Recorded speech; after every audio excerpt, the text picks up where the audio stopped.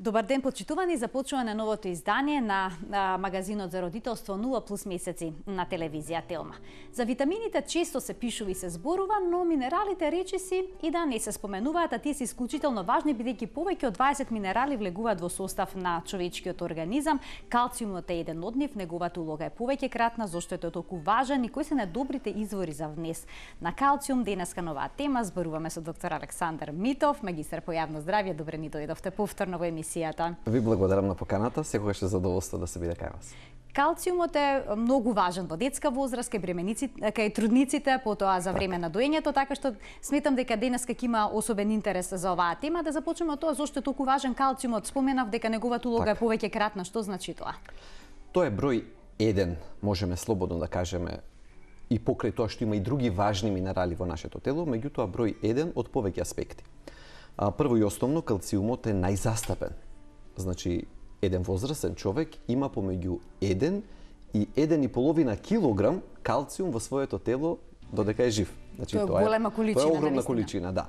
Тоа е првата работа која што е важно да ја знаеме. Втората работа е дека од тие килограм до килограм и половина, 99% се во коските и во зъбите, а останатиот 1% е буквално низ цело тело. Речиси во сите клетки, помеѓу клетките, во серумот, во крвта, значи насекаде е присутен. Тука почнуваме со набројувањето на функциите, на многуте функции, како што кажавте, многократната важност на калциумот. Прво, еве да почнеме од тоа што го кажавме. Градиво на коските, нели, елемент кој што ги гради коските и зъбите. Второ, и многу важно, функцијата на мускулите зависи од присуството на калциумот. Па тука и срцето како мускул, извонредно важно и потребно да има доволно калциум во границите кои што се препорачани. Потоа, земајќи предвид дека дури и крвните садови, артериите, во себе, во својот зид имаат мускули и нивното проширување, стеснување по потреба, исто така е под влијание на присуството на калциум.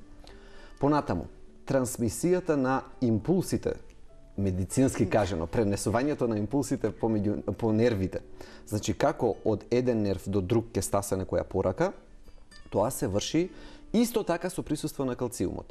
Внатре во самата клетка комуникацијата, и таа се случува под дејство на калциум и конечно, уште една од големите улоги, има и неколку помали, но големите улоги ги кажуваме, влијанието врз лачењето на хормоните и на ензимите. И од тука гледаме дека калциумот на вистина го оправдува терминот есенцијален или клучен за животот на луѓето. Колкави количина на калциум се потребни во бременоста, потоа кај децата и откако жената ќе се породи, кога дој? Тоа е многу интересна тема, бидејќи и тука, како и за други работи, има промени, се случуваат промени во однос на тоа што е препорачано, да. Некого ќе го зачуди фактот што препораките според Американскиот институт за медицина, да речеме, ако го земеме како една релевантна институција која што можеме да ја сметаме за веродостојна, вели дека на сите лица од 19 до 50 годишна возраст потребата за калциум изнесува 1000 милиграми на ден. Од 19 до 50 годишна возраст. И тука ќе си го поставиме прашањето дали за сите. Меѓу другото и за трудниците и за жените кои што дојат. Одговорот е да.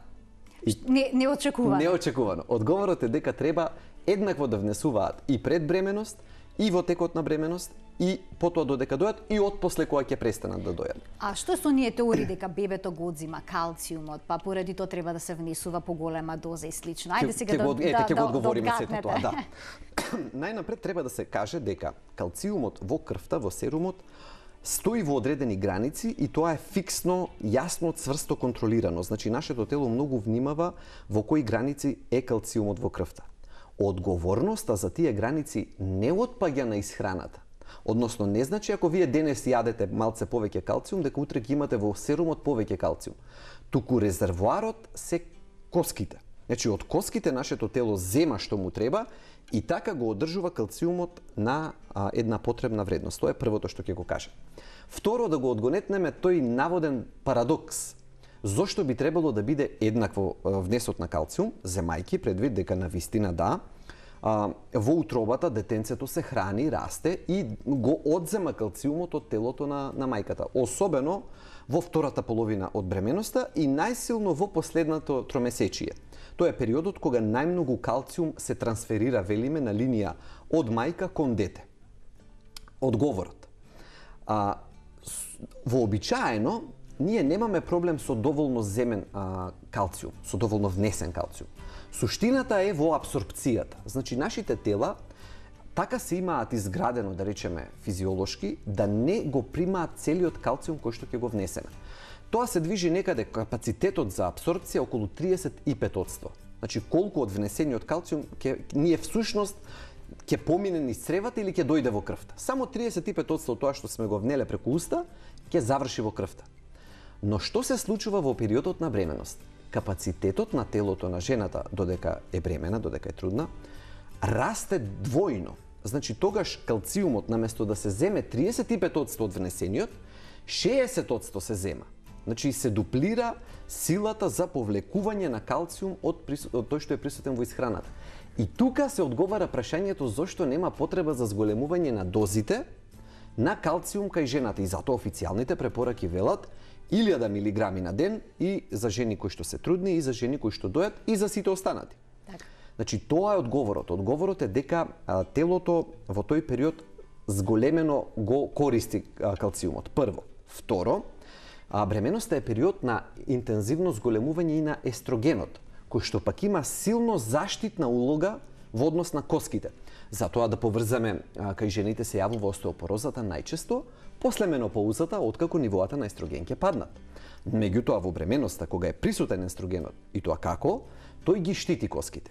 Третото нешто што е многу важно да се спомене, само од 3 до 5% од вкупната содржина на коската кај мајката, на калциумот и на коските, на густината на коските, може да биде загубена во периодот на бременоста и доењето. Вкупно. Значи, тоа е тоа. Одзема, дефинитивно, значи, плодот дефинитивно одзема калциум од мајката. Тоа се движи од 3 до 5% од севкупната густина на коските. Меѓутоа, што е интересно, за само неколку недели, до максимум 6 месеци, по завршувањето на тие периоди, телото комплетно го враќа назад цела густина на коската која што претходно била изгубена. И затоа е многу важно да се истакне тоа. И сега тука има многу интересни студии.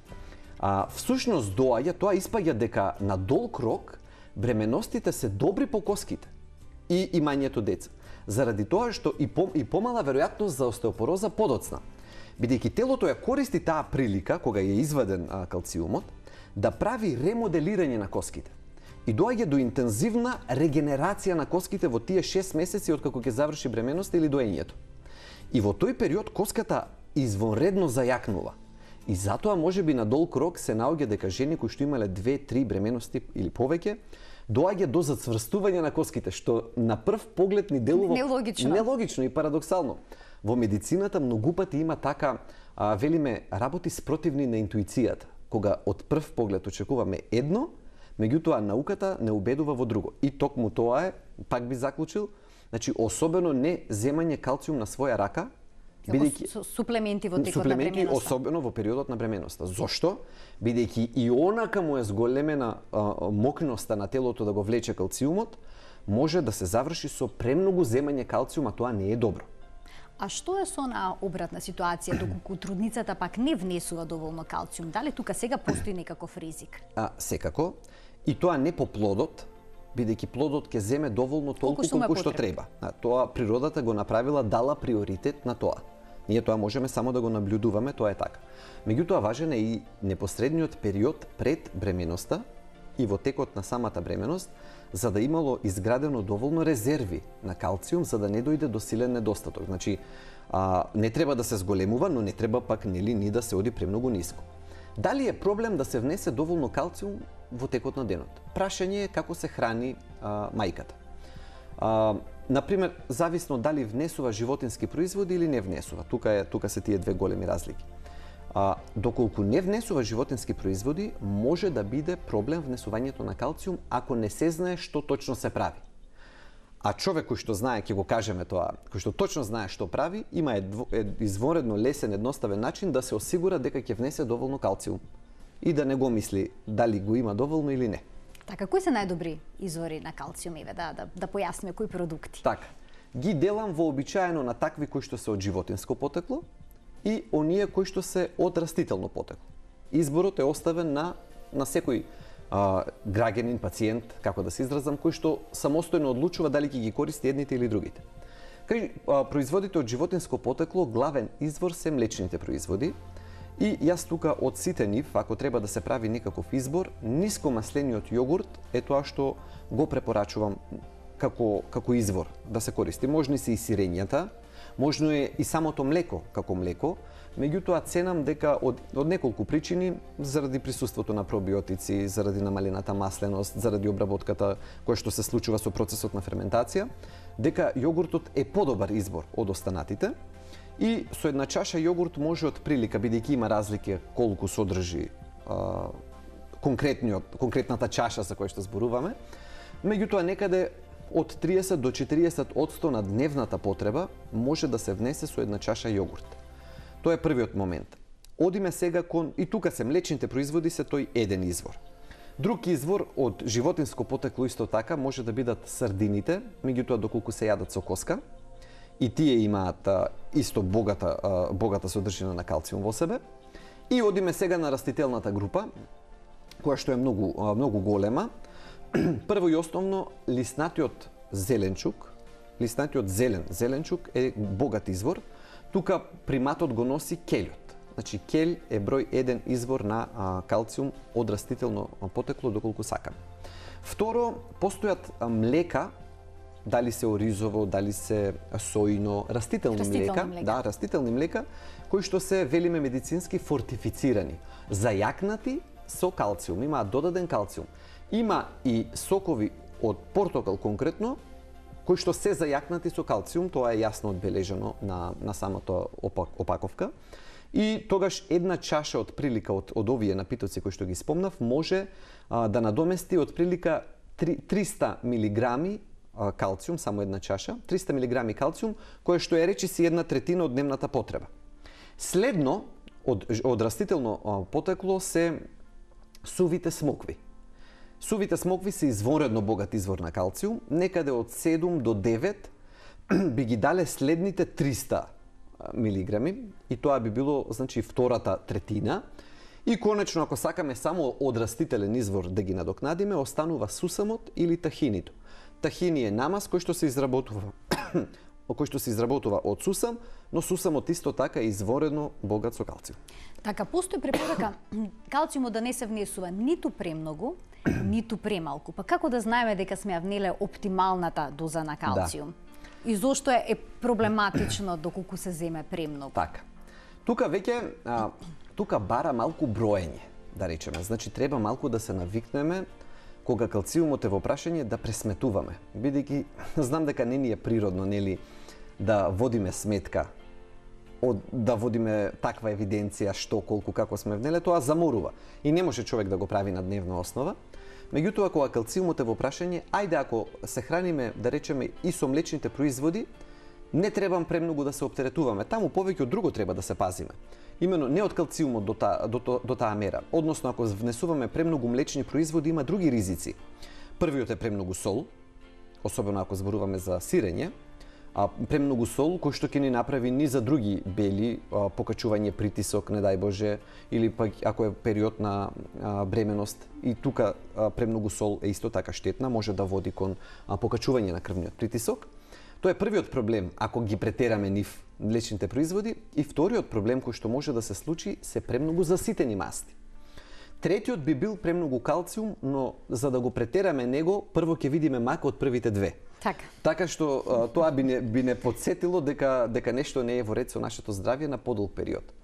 Вториот момент е дали внесуваме премногу, исто така треба да го пазиме и кај растителните, но за да бидеме сигурни дека внесуваме доволно, јас тие три работи што ги спомнав ги кажувам така и на пациентите кога разговараме. А доволно калциум, една чаша сојно или оризово млеко, кое што е зајакната со калциум, нагласувам, необично, туку фортифицирано или зајакнато со калциум, тоа е првата работа. Второ, на маса да стојат суви смокви и неколку од нив, 5, 6, 7, 8 во текот на денот, не повеќе. И трето, навика да се користи суса, колку што е можно повеќе, дали ќе се додаде во доручекот, дали ќе се користи како тахини, намаз, па тој да се искористи некога. И тоа е тоа, толку едноставно да се внесе доволно калциум. А претерувањето, особено ако е искомбинирано со зголемени дози на витамин D. Ајде, ако не е толку со зголемени дози на витамин D, нашето тело ќе најде начин и онака 35% прима од него, ќе најде начин како да го намали, да ги спушти рецепторите и да не внесува премногу. Но ако истовремено земаме и витамин D, му го намалуваме капацитетот на организмот да реагира, бидејќи колку повеќе има витамин D, толку повеќе ќе го прима калциумот. Тогаш влегуваме во ризикот да почнеме да создаваме калцификати. Камчиња, конкретно во бубрези, во мозокот. Не дај Боже и на други места. Така што, затоа велам, од сите суплементи, има неколку суплементи кои не се наивни. Железото е еден од нив, на кој што не треба да се зема туку така на своја рака. И еден од нив дефинитивно е и калциумот. Значи, калциумот не е нешто кое што треба да се зема превентивно. Да, ете така. Има толку извори кои што природно можеме да го внесеме, нема потреба, ако лекар експлицитно не ни кажал дека има потреба заради XY состојби, тогаш нема потреба да се зема превентивно. Во овој дел од емисијата ќе ги отвориме и линиите 3076-677 е телефонскиот број на кој што можете да се вклучите во програма и да поставите прашање кој што врзано со денешната тема, извори на калциум и значењето на овој минерал за здравието на човекот. Доктор Александар Митов е со нас во студиото. Дали има некои типови на храна кои што пак го одземаат калциумот од организмот? Што е со газираните сокови, чајот, кафето, храната богата со натриум, па некаде прочитав дури месото. Така е. Ги кажавте сите тие, има и уште неколку. Да одиме поред. Значи, можно е прво велиме од така наречени медицински причини или јатрогени причини. Кога се земаат кортикостероиди, веројатноста да се губи калциумот е голема и тогаш кај тие пациенти тогаш еве место за додавање на калциум преку суплементи. Значи, едната оправдано место каде што треба да се дава калциумот. Следно, сега веќе одиме кај храната, има неколку видови на храна кои што значително му пречат на калциумот или на некој начин го евакуираат, велиме, го вадат од нашето тело. Прво, еве ги спомнавме. Кафето, не во мали дози, меѓутоа во значителни дози, што би рекло некаде над 2-3, зависи како вид на кафе станува збор, но над 2-3 чаши, има капацитет да го изфрла повеќе калциумот преку урината, тоа е едно. Различните видови на чаеви, особено тие кои што имаат многу оксалати во себе, спанаќот сам по себе, бидејќи тој е богат извор на оксалати, знае пак не толку во изфрлањето, туку да го спречува абсорбирањето, така што од другата страна имаме тука проблем. Кои следни? Сите што содржат во себе малку повеќе фосфор и фосфати. Тука се сите газирани сокови, најголем дел од нив, на тој начин го пореметуваат. Месото, кога го спомнавме, месото во себе содржи повеќе аминокиселини, еден дел од нив имаат во себе значително повеќе сулфур и тие придонесуваат исто така да се губи калциумот од крвта. Така што храна богата со месо, со протеини од животинско потекло, исто така го губи калциумот од телото. Тоа се главните причини, мислам дека не испуштив никој. Значи, кафето, алкохолот, не го кажавме, алкохолот исто така е проблем, чајот, спанаќот и сите оксалати, фитатите сите, односно тоа се сите семиња. Фитатите се така наречени антинутритивни субстанции кои што го блокираат внесувањето на калциумот, така што тука треба малку процес на обработка кај нив. Семињата, дали ќе изртат, дали ќе се подварат малку, но тие ја знаат да направат проблем, но не толку значително. Каде ќе биде проблем? Ако големи количини на газирани сокови внесувате и многу кафе пиете, тогаш дефинитивно сте и дополнително ако многу месо внесувате, тогаш треба да се запрашате дали внесувате доволно калциум. Така, значи треба да се внимава на комбинацијата на храната, чисто даваат мајките спанек со кисело млеко, дали тоа значи дека таа комбинација кога станува збор за калциумот не е препорачлива, одделно да се даваат? ако е обработен, а во тие ситуации е обработен спанаќот, тогаш он ги губи најголем дел од оксалатите, па така нема да направи голем проблем. Меѓутоа, ако се користи во изворна форма, како што го нарекуваат млад спанаќ, како салатка, тогаш дефинитивно ќе направи оксалатите, ќе го спречат, ќе го блокираат внесот на калциум. Така. Што е со децата кои што не сакаат да пијат млеко? Дали кај нив мора да се инсистира да пијат млеко за да ја добијат оптималната доза на калциум, бидејќи се случува децата да не го прифатат кравиото млеко? Дали во тој случај треба да се загрижат родителите? Во секој случај, јас и порано сум го кажувал тоа, на децата не им е неопходно да користат млеко, кравио млеко. Ако е можно да се употреби зборот неопходно до зборот млеко, тогаш фали зборчето мајчино. Така. Значи, неопходноста од мајчино млеко секогаш ја нагласувам, но ниту едно од останатите млека не го носи епитетот неопходно. Значи, тоа најнапред сакаме да го расчистиме, прво. Второ, нема проблем доколку и од растителни извори се внесува калциумот. Значи, не мора да е од млекото. Ако детето од различни причини, може и да има алергија, особено нели ако кравиото млеко го спомнуваме, или едноставно не сака, да пие, така. Едноставно одбива, еве ги овие другите работи кои што ги спомнавме. Дали сусамот ќе биде во мелена форма, па додаден или преку кашичка, или ќе биде на друг начин како намаз ставен, како тахини. Дали наместо млеко ќе се користат овие напивки другите кои што ги спомнавме зајакнати со калциум, или на било кој начин ако сака суво овошје. Има други извори со кои што може да се обезбеди оптималното ниво на калциум. Ако калциум бараме, калциум можеме да најдеме и не мора млеко да користиме. Пред самиот крај на емисијата ќе го вклучиме гледачот, значи имаме сосема малку време да го слушнеме неговото прашање. Добар ден. Ало, добар ден. Повелете. С поздрав до докторот и би сакала да го прашам, јас имам диагностицирано остеопороза. Добро.